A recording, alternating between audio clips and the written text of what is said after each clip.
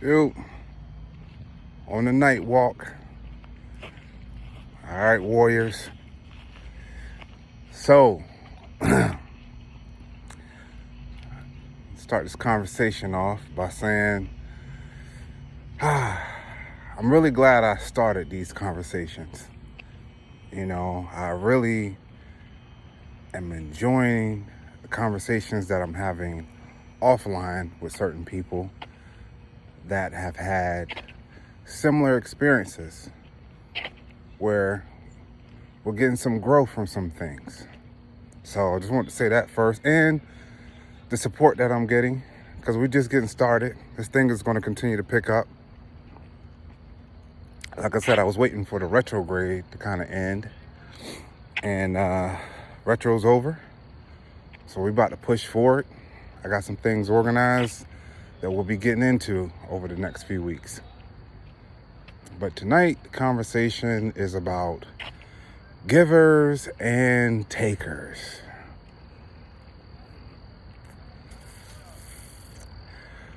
Well, most givers know that they're givers, and most takers think that they're givers. If you're a taker, no problem, but this is how it works. Givers need to learn to give to themselves first, so that they're not operating out of an empty heart, where they've given all that they can possibly give, and then they feel depleted, which causes depression, frustration, confusion. Takers need to give twice as much as they take to save their soul.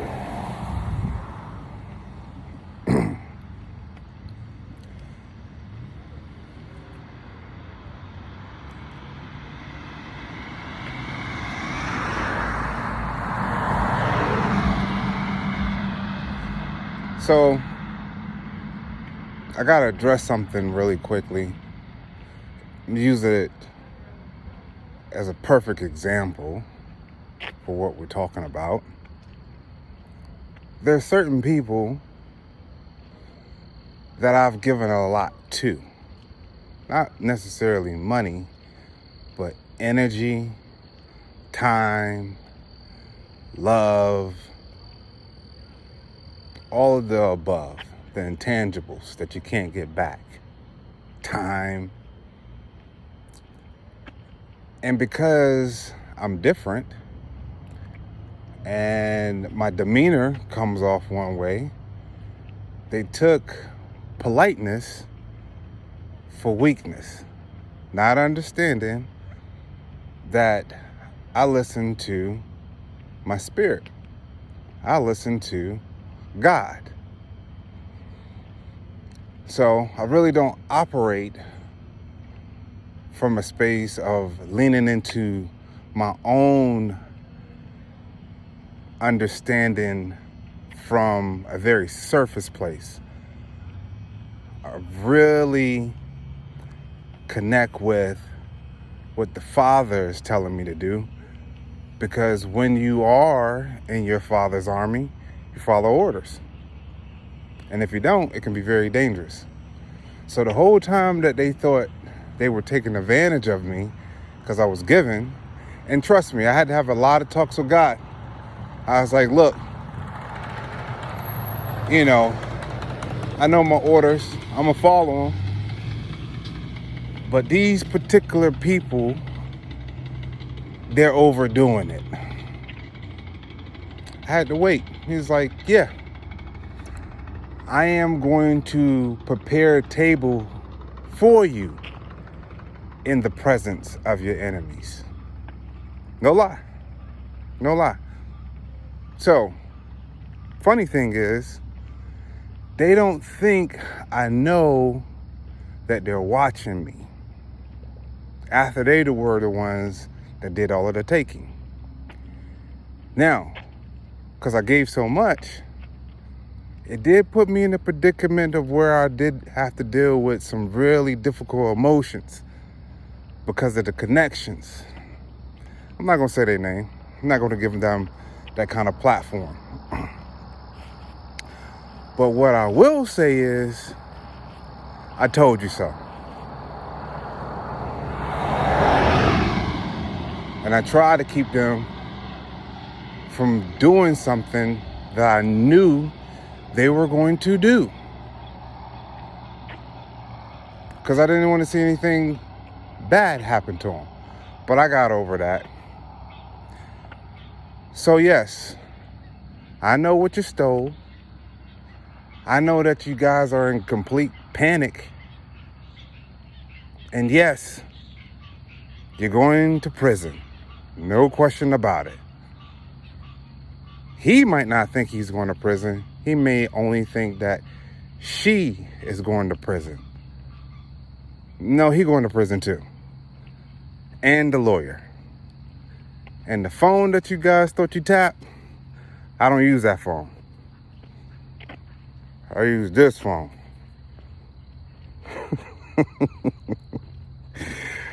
Oh man, givers and takers. And the crazy thing about it is, I didn't even want anything from him. But, you know, he said he was preparing the table for me in the presence of my enemies.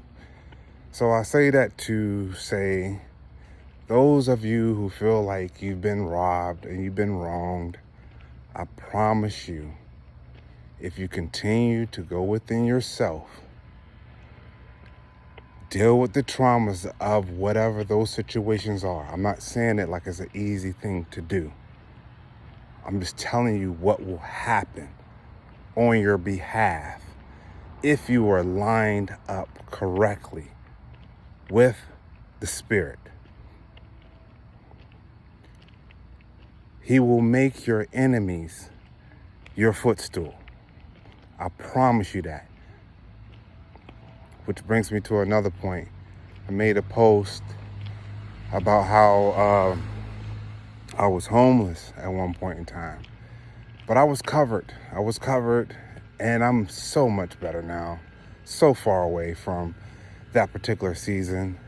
And I can't go into the details of everything because then I got to get into some esoteric stuff, and that's going to make the conversation way too long. But eventually we'll get into some of that. When you are adept, going through a high level of initiation, you are going to have to operate from your faith in incredible ways that you may know and fear, but when it comes, do it anyway. Do it anyway. The other side of it is incredible as far as the amount of confidence, assurity, and strength you will have within yourself. So that's for the givers. Takers. You guys are needed. You are. Get stuff done. You make it happen. But you can't be out of balance with truth. And that's what happens. People lose themselves in that whole piece of taking, forgetting the way you increase what you receive is by what you give. You gotta remember that. And right now, you may be in a season where nothing's happening. It's coming back around. It always, always, always comes back around. Oh, also, the lawyer going to jail too. I don't know if I said that already. So, since you want to watch me. So, givers and takers.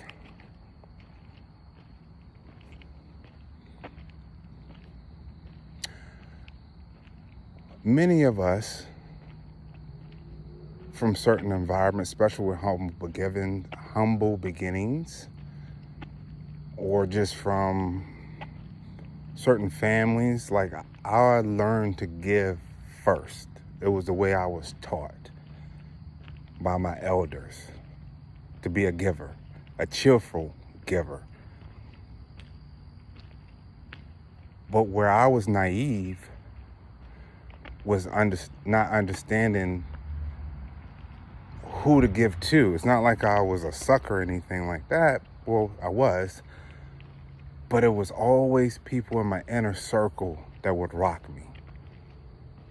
It was hard for me to discern and use my gift with people who were so close in my heart space. And that took some time and some development within myself. Well, God used it as a catalyst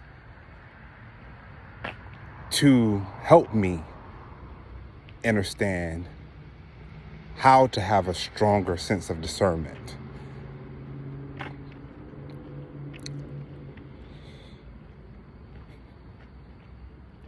So,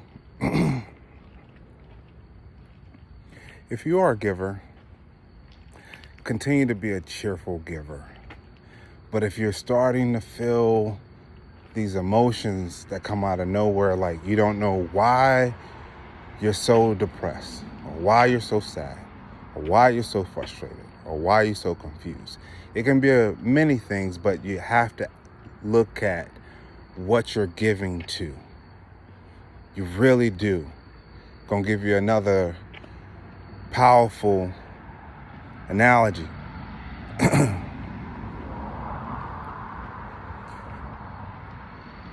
Don't cast your pearls to swine. Yeast, it would be trampled under their foot. So you don't give your value to things that are filthy, because they're not going to appreciate it. And what's going to happen is eventually you will feel depleted, because no one can continuously give, always giving, and not have a return and not have some type of emotional imbalance. So, very complicated, challenging thing that we have to kind of deal with when we're growing in this whole ascension process, understanding who we're dealing with. Many of them are very close people to you, which makes it even more difficult. But what you have to remember is that there are many devices in the heart of men. Which one they're operating from is the more important one that you need to pay attention to at that particular time. Because you're not warring against flesh and blood. Example, you can be having a conversation with someone. Everything's fine. No problem. You say one thing that triggers their psychosis. Now you're dealing with a whole nother spirit. And you like, where did this come from? What is this all about? Because people have more than one spirit in which they can operate from. And you need to be conscious of that so that you can keep your balance and boundaries. And the only way you're going to know that is if you're doing the self-care work, the breathing, meditation, things like that, because you're going to be extra sensitive to things that don't feel like they're aligning with your balance. So that's the conversation for tonight. I hope it helps somebody. Really looking forward to continuing these conversations and some of the other things that I got planned. Talk to y'all soon. Peace.